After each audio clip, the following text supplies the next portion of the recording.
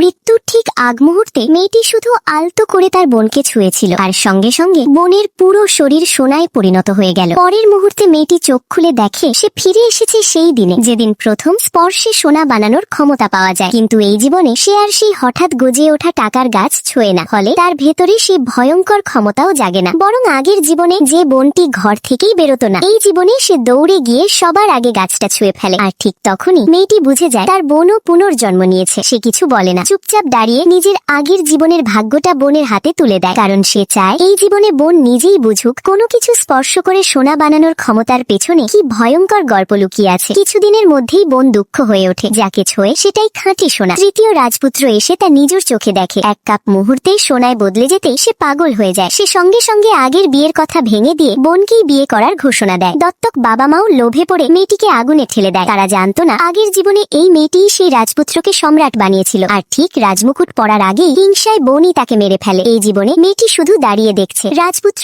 একের পর এক জিনিস সোনায় বানাতে বলে। বোনের নাক দিয়ে রক্ত পড়তে শুরু করে, কিন্তু রাজপুত্রের চোখে শুধু লোভ, আরো বড় জিনিস, আরো সোনা। শেষমেশ আয়নায় তাকিয়ে বোন দেখে তার চেহারা 20 বছর বেড়ে গেছে। তখন সে বুঝতে পারে এই ক্ষমতা আসলে আয়ু কমিয়ে দেয়। চুল সাদা হয়ে যায়, শরীর ভেঙে পড়ে, তবুও রাজপুত্র মিথ্যে আশ্বাস দেয় আর সব সোনা নিয়ে প্রাসাদে চলে যায়। তার কিছুদিন পর সে আবার ফিরে আসে, আরো 1 লাখ সোনা চায়। সবাই এবার তাকায় মেয়েটির দিকে, তাকে জোর করে টাকার গাছ ছোঁয়াতে চায়, কিন্তু তারা জানে না এইবার যদি মেয়েটি গাছটা ছোঁয় তাহলে সোনা নয়, বরং কে বাঁচবে আর কে শেষ হয়ে যাবে সেটাই বদলে যাবে।